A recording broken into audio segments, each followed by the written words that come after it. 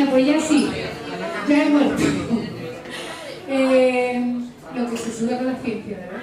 Que aparte está a punto de echarme otro mobiliario encima, pues poco no vengo. Hubiera sido una muerte muy bonita, murió por la divulgación. ¿Ya está grabando? Vale, pues todo corta.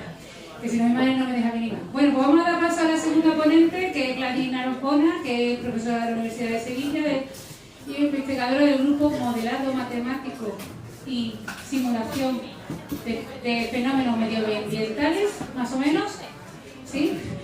Y que es de mi departamento, es una compañera de mi departamento que imparte clases en arquitectura y que nos va a hablar de un tema que, si habéis estado antes, yo he dicho que me parece que va a ser muy chulo, que es cómo se diseñan, qué hay detrás del diseño de los planes de evacuación en caso de catástrofe. Así que creo que es su primera charla de divulgación.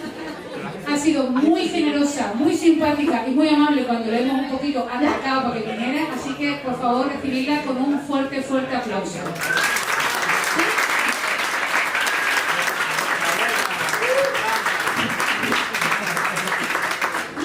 Es algo para después. Bueno, como ha dicho Clara, Clara, mi primera charla de divulgación, estoy un poco así como nerviosa, pero bueno, intentaré hacerlo lo mejor posible. Lo que voy a venir es me voy a hablar de catástrofes. ¿Qué es una catástrofe? Lo que nosotros conocemos como catástrofes son las catástrofes que se cobran vidas y que se cobran un montón de bienes materiales, ¿no? Lo que más nos interesa son las vidas en particular. Entonces, las de verdad son un incendio, una inundación, ya sea bien por lluvia o sea porque un río se desborda.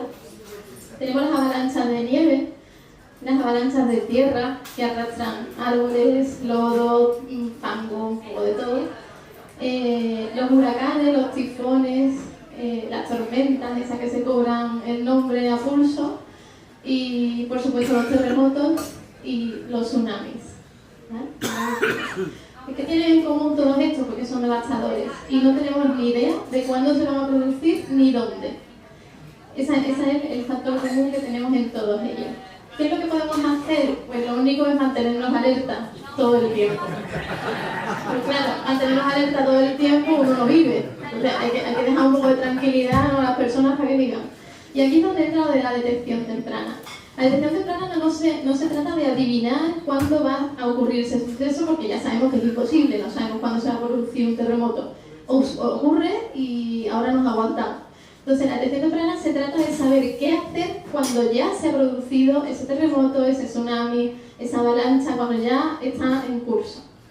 Para meternos un poco más en tema antes de hablar de las catástrofes, pues voy a hacer una pequeña paso por algo que todos conocemos, que es la evacuación de edificios. Todos en nuestros centros de trabajo, cuando vamos al teatro, al cine, a una discoteca, cualquier centro que realmente alberga una gran cantidad de gente, por normativa tiene que tener un plano en el que todos tenemos que mirar si ocurre algo para salir corriendo. ¿Cómo se llega a la edición de estos planos? Aparte de la creatividad de cada uno de los planos que se ven por ahí, cualquier cosa. Bueno, pues esta es la planta del edificio donde trabajo, de la Escuela de Arquitectura, la planta baja. Nosotros tenemos aquí un montón de aulas, despachos, aulas más grandes, algunas más pequeñitas, en fin, con diferentes estructuras, ¿no? Entonces lo primero que tenemos que hacer es señalar cuáles son las salidas. Estas son las salidas por las que nosotros entramos y salimos a diario. Pero aparte sabemos que siempre hay unas salidas de emergencia que normalmente están cerradas, pero que si pasa algo se abren o alguien tiene que estar encargado de abrir ese candado para que nosotros podamos salir. Una vez que ya tenemos todas las salidas, identificamos dónde están las personas para que puedan salir. A grosso modo, bueno, he puesto ahí unos puntos rojos y ahora se trata de unir esos puntos rojos con los puntos verdes. Está claro, todo el mundo tiene que salir.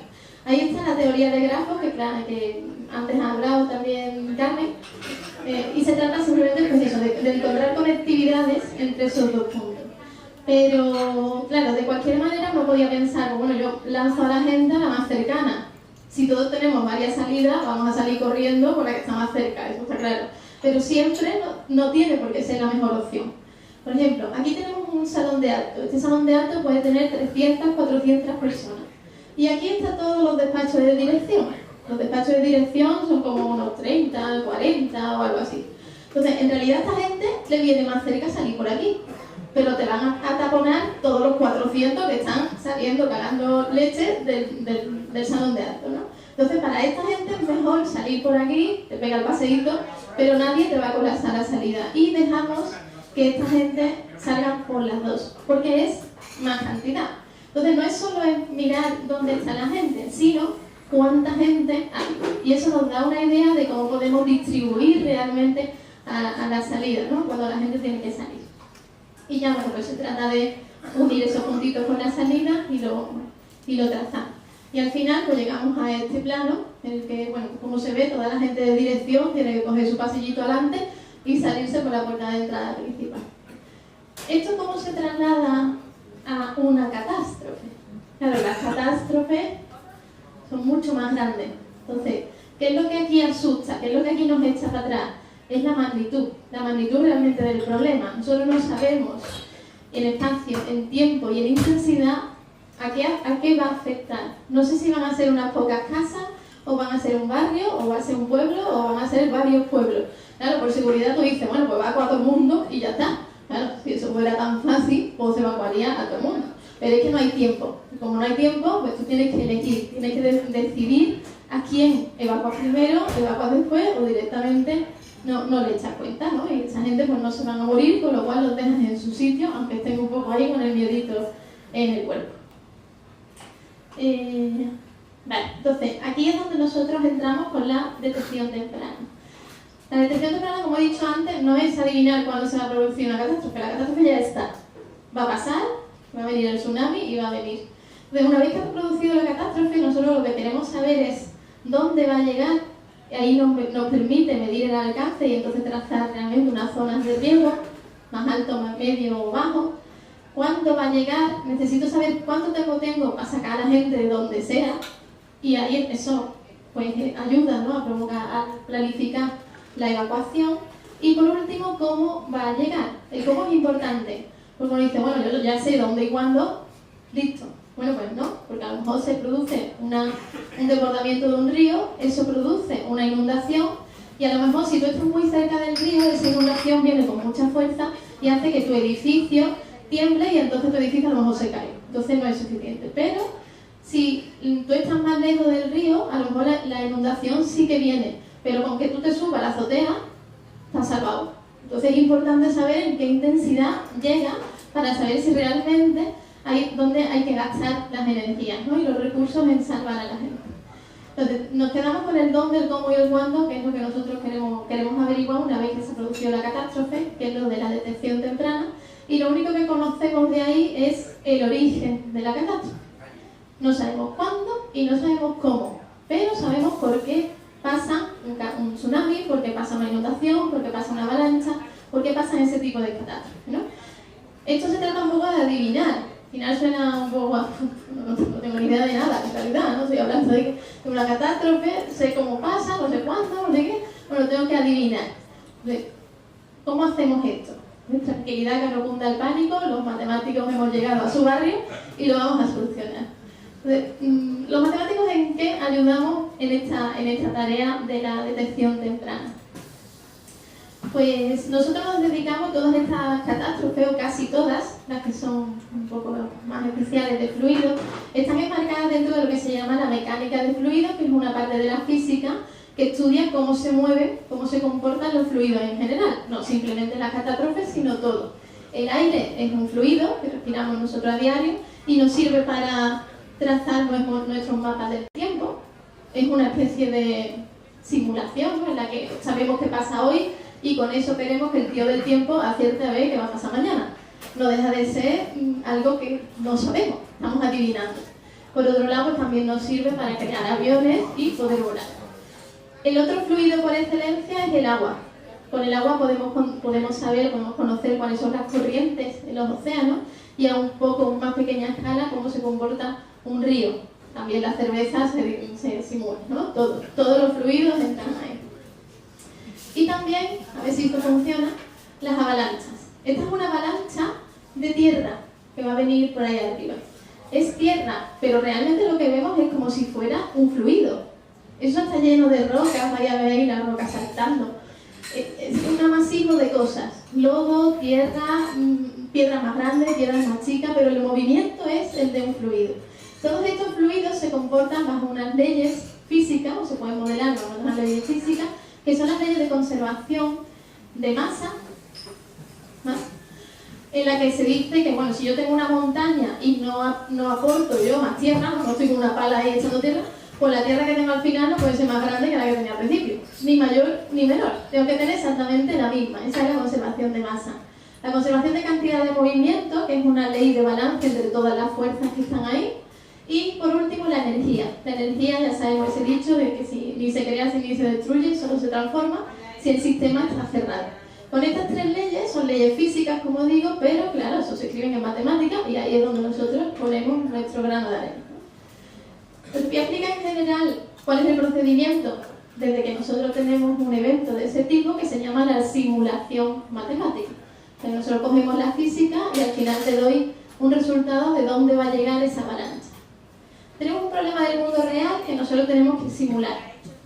Pero primero es formularlo, cogemos esas leyes físicas, las escribimos y conseguimos unas ecuaciones en matemáticas. No son sencillas ni por asomo.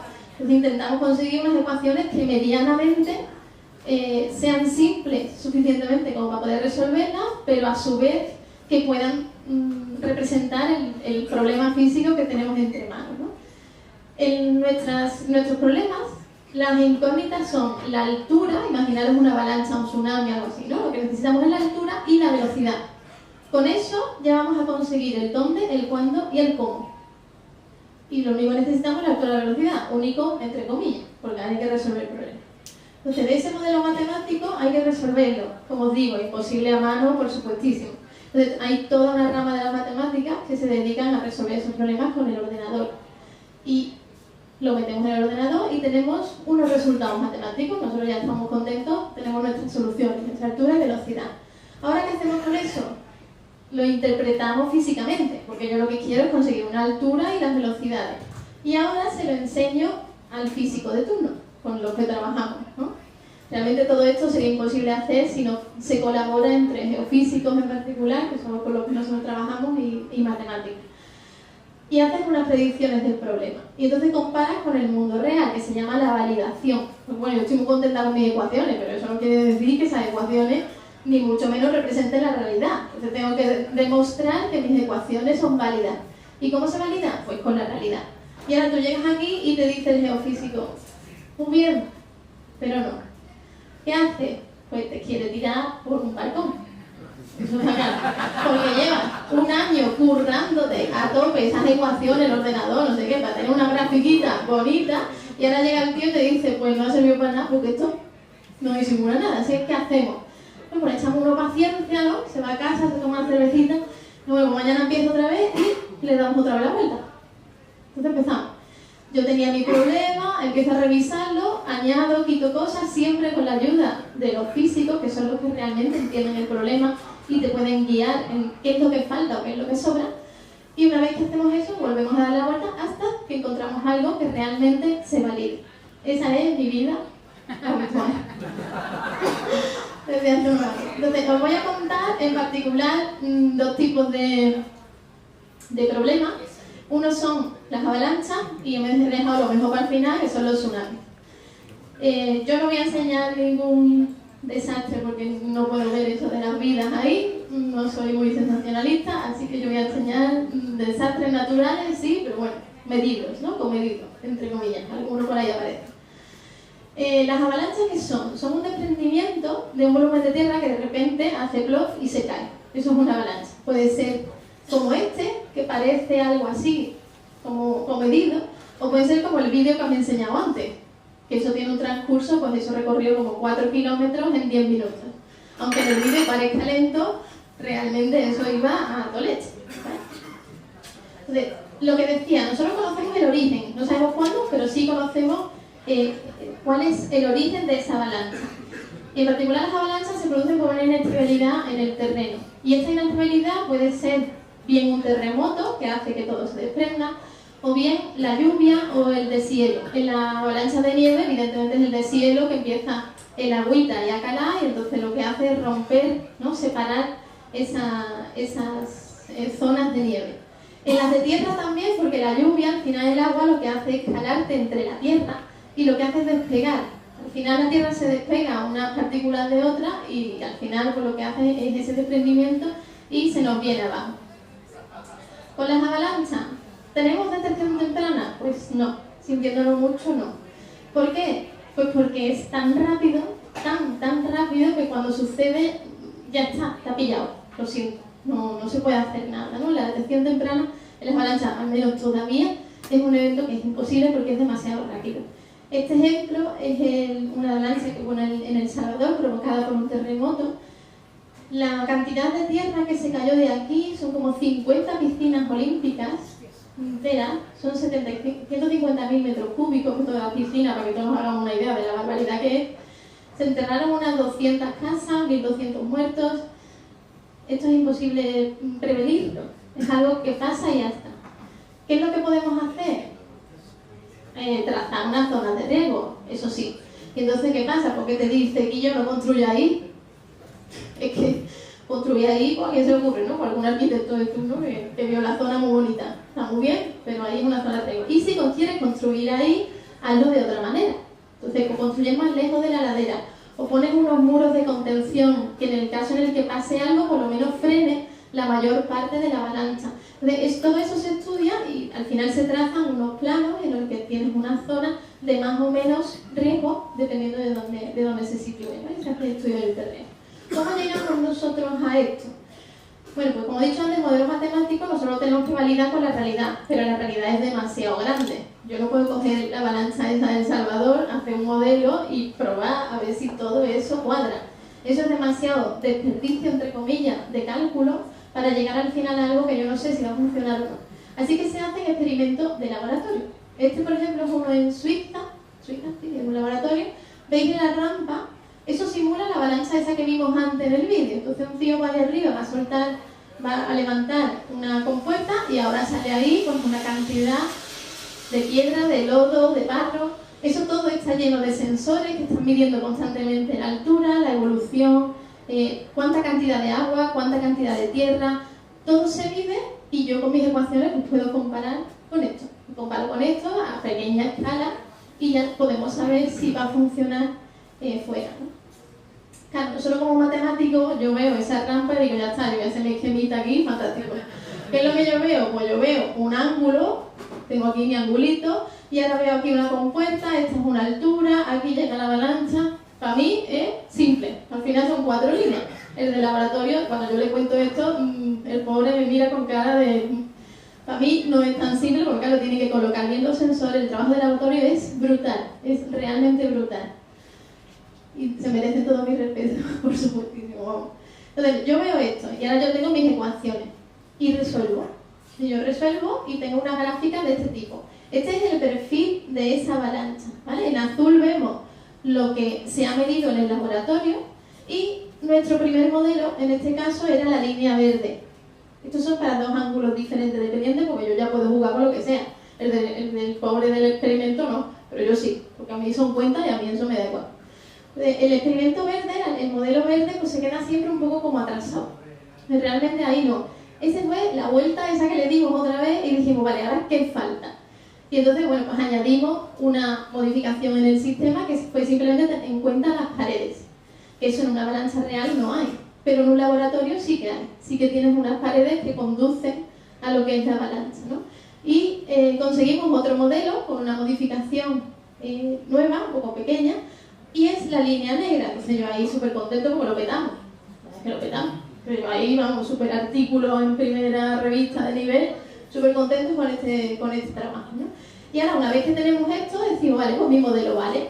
Hombre, puedes decir, a lo mejor en el mundo real, tampoco lo petas tanto. Bueno, hijo, pero más o menos, ¿no? Estamos hablando de una simulación, o sea, estamos hablando de adivinar. Ya para adivinar voy bastante bien.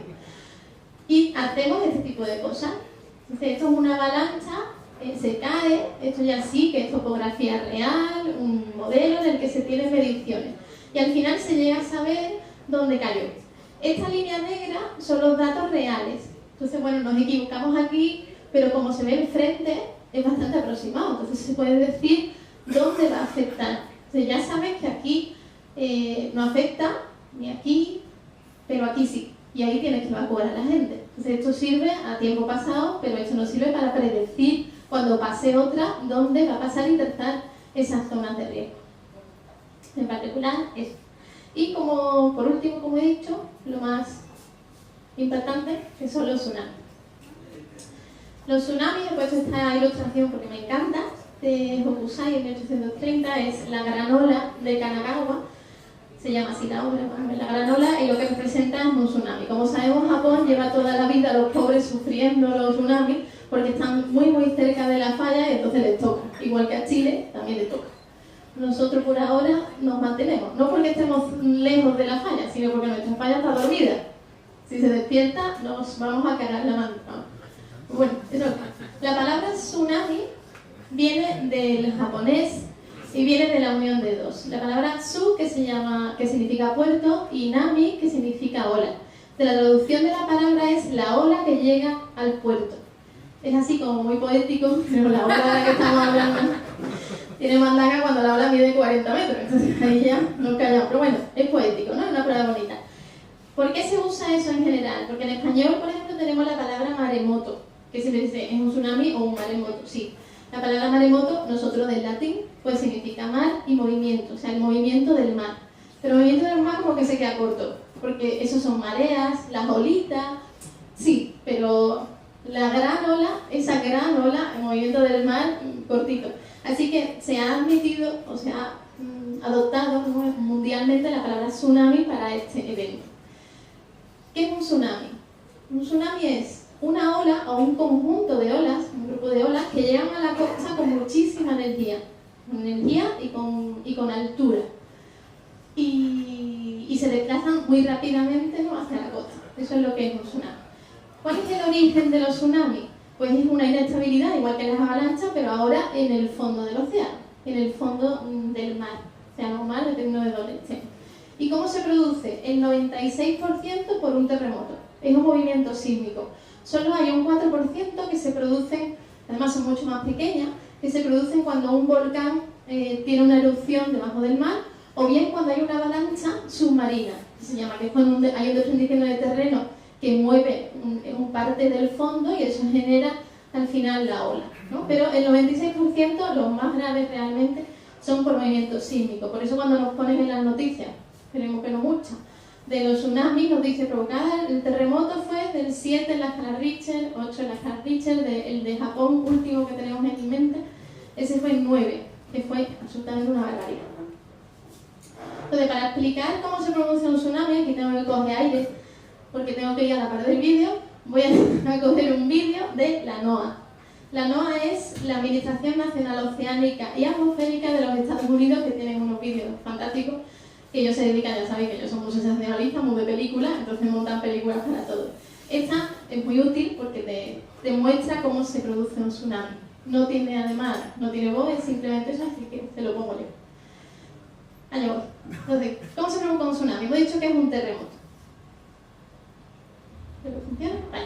Este es el fondo del mar, se produce un movimiento. Ese movimiento en el fondo, esa inestabilidad, provoca una ola en la superficie. Esa ola puede que no sea muy alta, a lo mejor son centímetros simplemente, pero la velocidad a la que se mueve es proporcional a la profundidad. Entonces eso viene hacia la costa a 700 km por hora, 700. Claro, es muy chica, pero cuando llega a la costa no ve. Entonces, ese efecto de chupar el agua de la costa es algo típico de los tsunamis. ¿Por qué? Porque esa ola que es pequeñita, pero viene a muchísima velocidad, la energía se conserva. Y cuando llega a la costa, el fondo se hace más pequeño. Con lo cual, la velocidad es más pequeña y toda la energía cinética que traía se convierte en energía potencial. Y la energía potencial significa altura. Entonces, coge todo el agua que le viene y sube. Y ahora nos encontramos con 30 o 40 metros de ola que se te viene encima. Y el problema no es la altura simplemente, sino la longitud. Esos son 50 kilómetros como mínimo de ola de 40 metros que se te viene encima. Por eso es tan devastador. No es que venga una ola, todos podemos pensar, bueno, una ola de 3, 4 metros, 10 metros. Eso los surferos están ahí, fantástico. Claro, la olita. Pero la longitud de la onda son más de 50 kilómetros. En Japón, de hecho, llegaron a ser 100 kilómetros.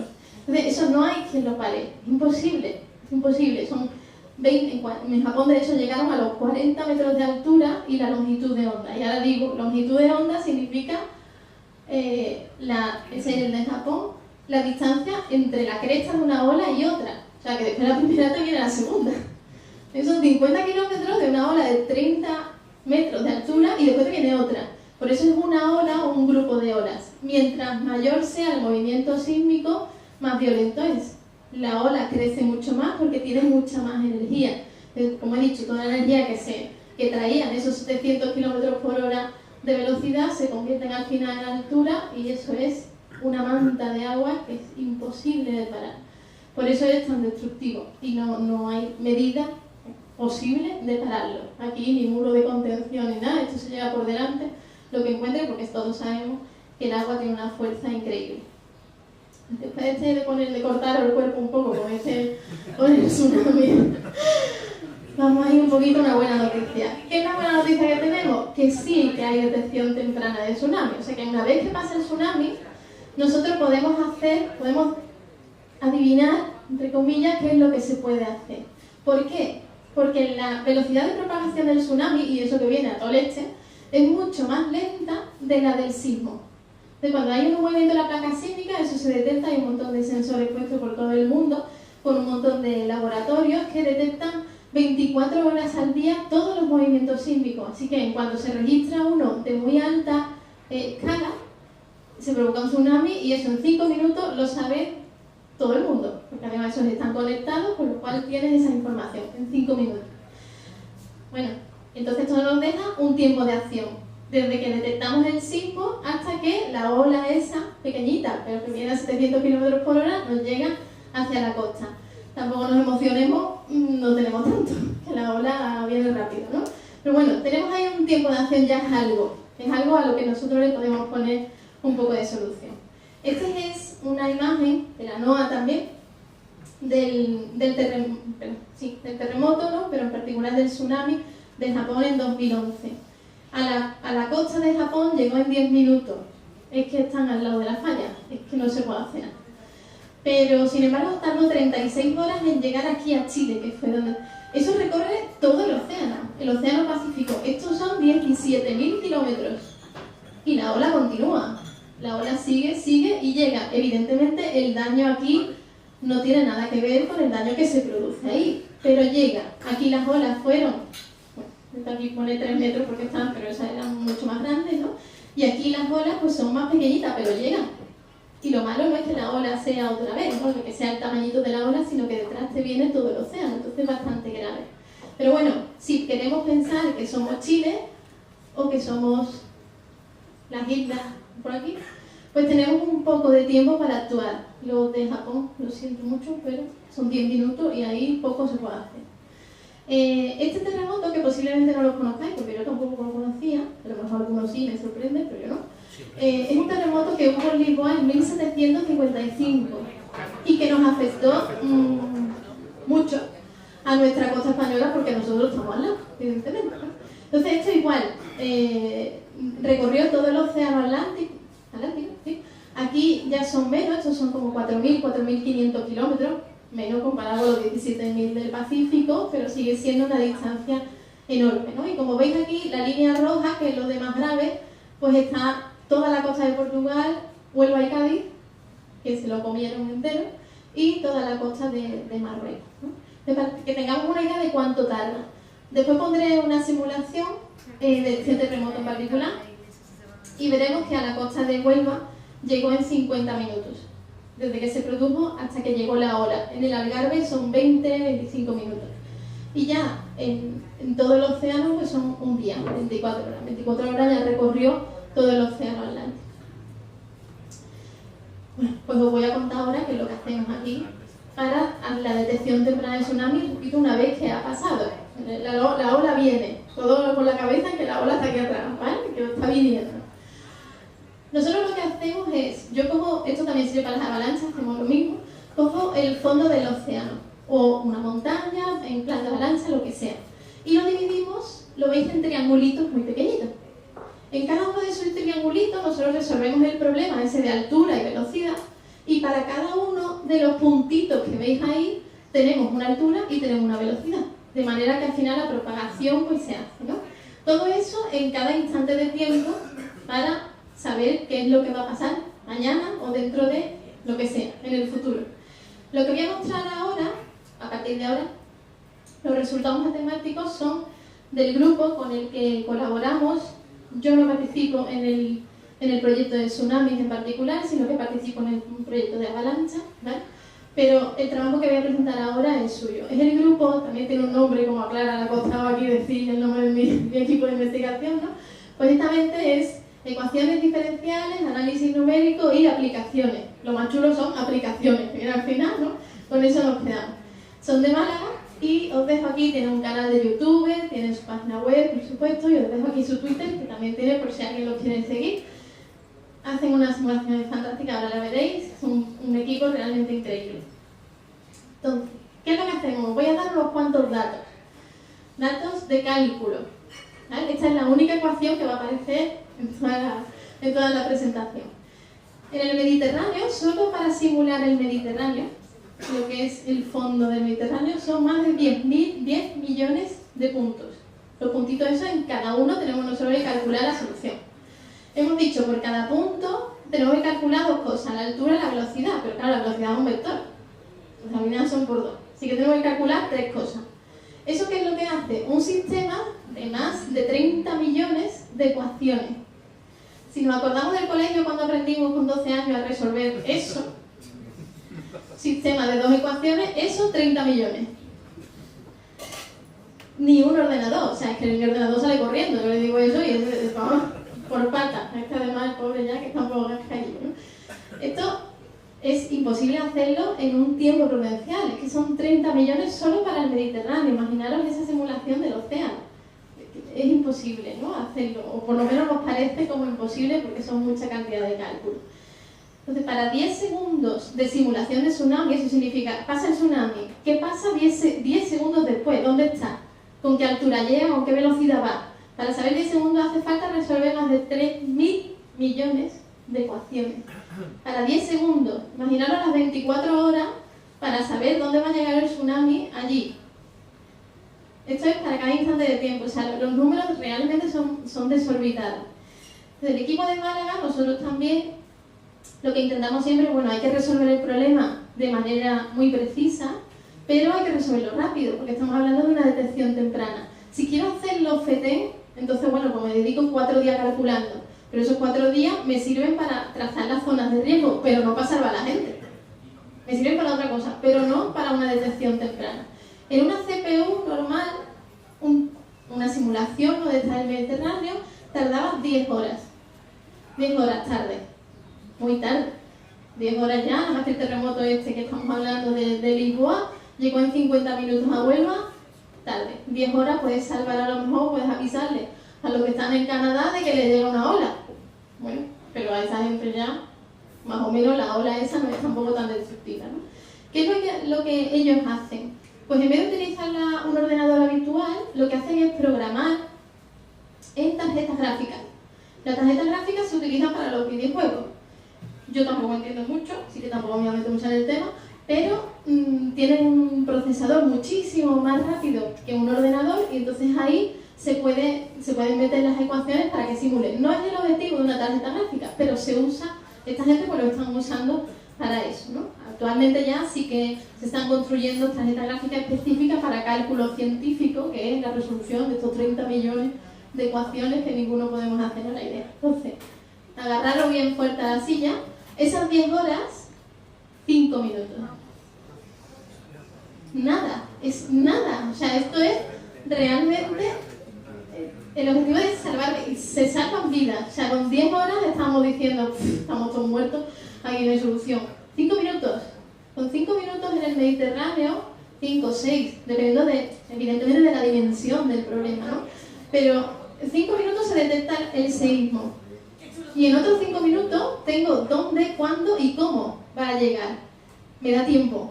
Por lo menos algo de tiempo. Puedo salvar a alguien, algunas personas, ¿no? Tengo 20 minutos, tengo 40, tengo 1 hora. Bueno, pues es mejor que nada. Por lo menos, si los planes de evacuación están realmente bien hechos, Ese tiempo es suficiente, entre comillas, como para ponerse en acción, porque ten en cuenta que en cuanto se hace un seísmo, todo el plan de emergencia se activa. O sea, ahora se viene todo el mundo ya está preparado, esperando qué es lo que pasa con la detección temprana. Y aquí te dice, vale, evacúa a la gente de aquí a allí.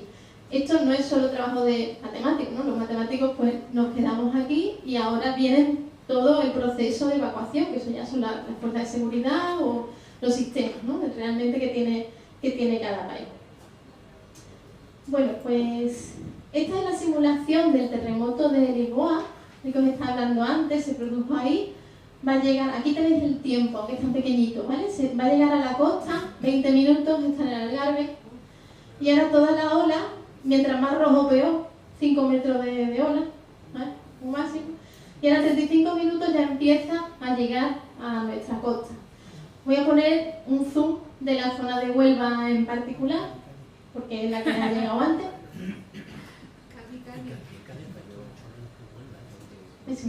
Vale. Aquí tenemos a los 48 minutos 50 ya ha llegado. ¿Veis el espigón? Entonces, ahí, claro, esa es una simulación de lo que pasó en 1755. Repito, esos son los máquinas estos de la Universidad de Málaga, ¿vale? Los que lo hacen. Entonces, esto, claro, es a tiempo pasado, como decía antes, pero es detección temprana. Tú haces esa simulación y tú ya sabes dónde va a llegar la ola, cuándo y cómo, con qué altura, con qué velocidad y qué zona de la costa te vas a cargar. Aquí prácticamente por Punta Umbría, siento mucho. Mazagón, el espigón al final salva un poco a esto porque al final rebota, pero bueno, al final los daños pues son tremendos como en cualquier tsunami, ¿no? Estos son ese pedazo de equipo de cracks a los que les quiero hacer hoy mi pequeño homenaje, porque son gente fantástica. Ahí, si podéis adivinar, pues bueno, pues están con un cheque, porque hace poco más de un mes han recibido el Premio Internacional NVIDIA 2018 por su sistema de alerta temprana de tsunami. NVIDIA es el nombre de la tarjeta gráfica que está en los ordenadores, que todos conocemos por la pegatinita esta que nos ponen ahí, ¿no?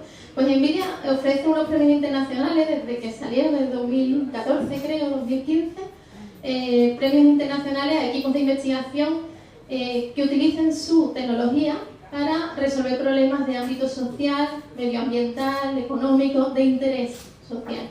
El premio son $100.000, que no está nada mal. Uno dice, hombre, tú haces un puchero, pero si yo te digo por lo que como, en investigación no hay nada. Es que no tenemos nada de dinero. Vamos, no es que me esté quejando. Pero realmente, o sea, un premio de 100.000...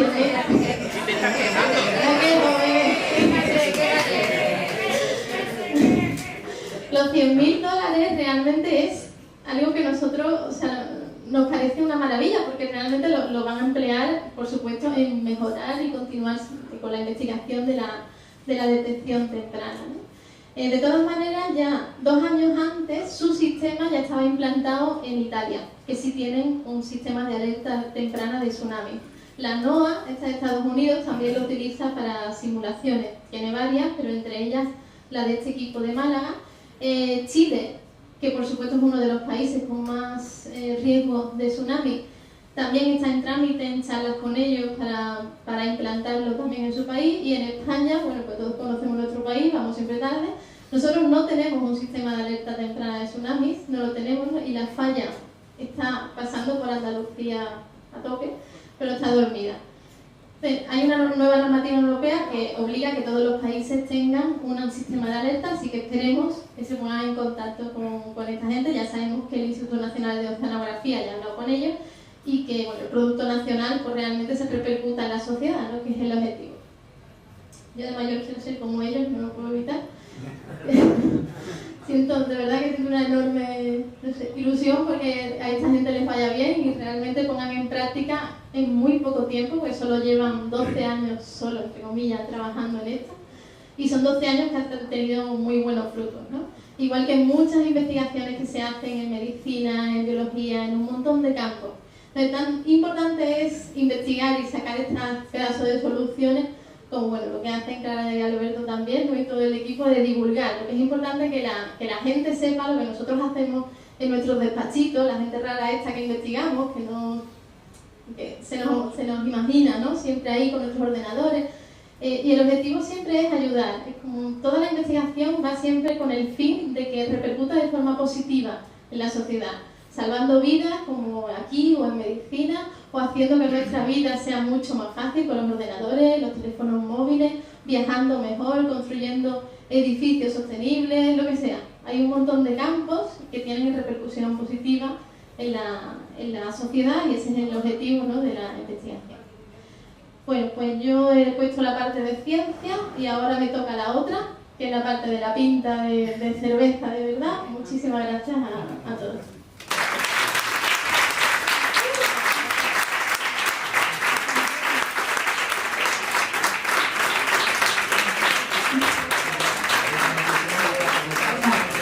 Enhorabuena. Y siento decirte que te vamos a llamar muchas veces. ¡Hombre! ¿Has escuchado el speech final? Estoy aquí aguantándome la barbilla porque tengo ganas de llorar por tu culpa, por el speech final, así que ya sabemos que te hemos fichado. Bueno, yo creo que no se puede entrenar a nadie mejor en divulgación. Como sabes que se ha divulgado Gladys, el tema es apasionante. Yo te doy las gracias en nombre de la sociedad, a ti, a Naya, a Ndaya, ¿cómo se llama? Esta gente.